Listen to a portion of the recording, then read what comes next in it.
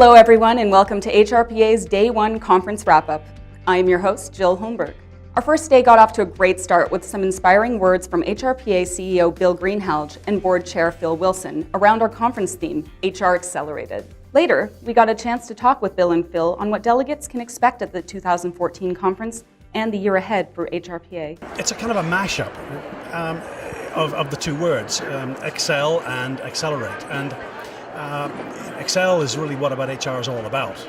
And the accelerate part of it is all about getting better, faster. Bill, what's new at HRPA? What new initiatives is the association working on? Well, I think for 2014, it's going to be a very, very different year, I think, because there are two significant programs that we've got underway. One of them is about our new act that was passed back in November. It's a public act. It updates our act that goes back to 1990. It really sets us apart now as the HR professional regulator. It puts us on a par with the accounting organizations. And so there's a lot of work to be done there in terms of executing it, communicating it, making sure that organizations are aware of the implications of it. The second one is more about the designation. And again, our designation, we've been working the last 12 months on updating the requirements, the competencies that HR professionals need, ranging from the entry level right up to the most senior level.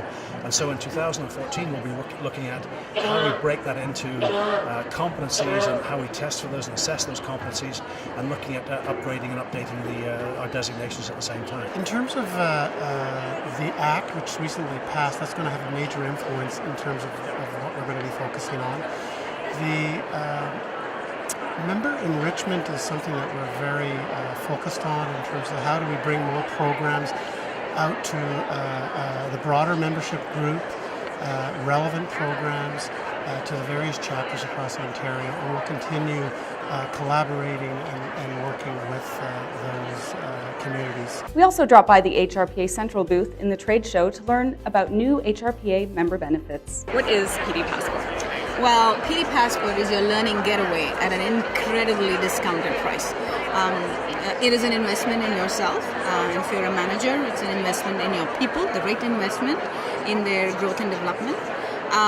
What PD Passport allows you to do is it allows you to buy professional development hours, bulk hours at a highly discounted price. Since you're buying it since you're buying these bulk hours, one-time purchase, you only have to get the approval from your manager just once.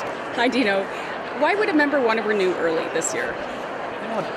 It's exciting to renew early for a couple of reasons, but the main reason is our very exciting contest. We have several prizes, as you know, and we have Stays for Two with our Skyline partner, and one of our grand prizes at the annual conference is going to be hockey game tickets at the Montreal and Toronto Maple Leaf tickets, which is going to be a very exciting game. But also, if you renew early, the more you renew, the earlier you renew, the more chances you have to win. So if you renew in January, you get 4 chances to renew in February, you get 3 chances, and so forth and so on. And another reason to renew is by purchasing our PD Passport. By purchasing the PD Passport, you get a 30% discount on your professional development, but you also get 15% discount on your membership. As always on the first day, the registration desk was jammed as more than 3,000 delegates arrived to take in Canada's largest HR conference.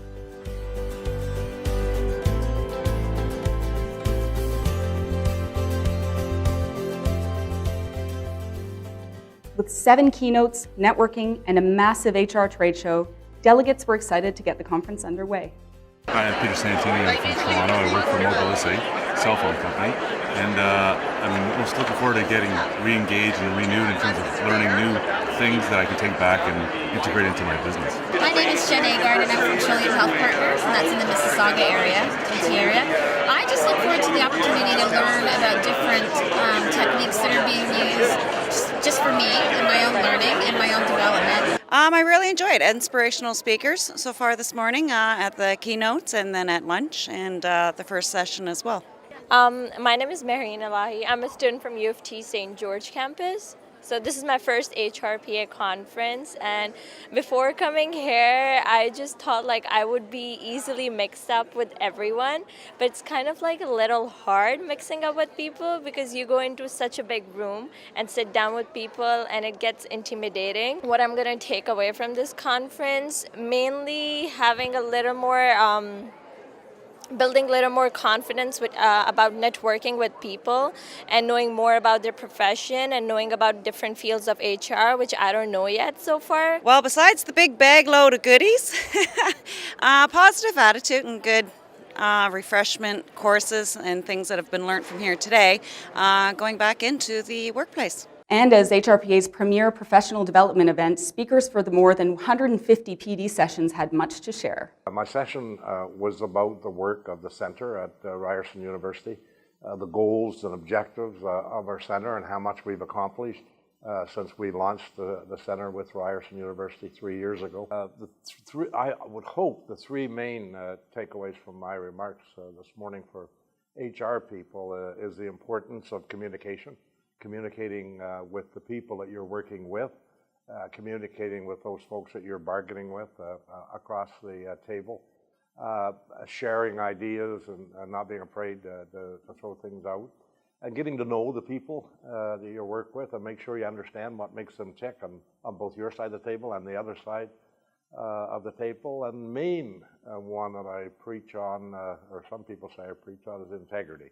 My session is around the power of corporate culture. Specifically, it's called Putting Yourself on the Line, how to harness corporate culture to navigate crisis. There are hopefully many takeaways, but if I had to pick three that stand out, one is that corporate culture can make a significant difference when companies are faced with crisis, whether it be an immediate emergency kind of crisis or a pending future competitive crisis, and it can make a significant difference. That would be one. Another key takeaway is that companies will benefit greatly by having a defined set of values and behaviors that define those values and making them very specific, real, and actionable, so it modifies the behavior of people in the organization. And the last takeaway, from my point of view, is that managing corporate culture really drives results. So it doesn't just influence results, it drives results, it can be measured, and CEOs know this. They know that a great corporate strategy can be enhanced by a strong corporate culture, and they know that a great strategy can be really hurt by a misaligned corporate culture.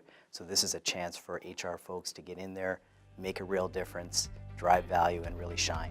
And that's the kind of day it's been here on day one of HRPA's annual conference. Tune in tomorrow for more updates on the conference, including an exclusive interview with Canadian Olympian Marnie McBean, a chance to meet some of our sponsors and exhibitors, plus our Acceleration Networking event.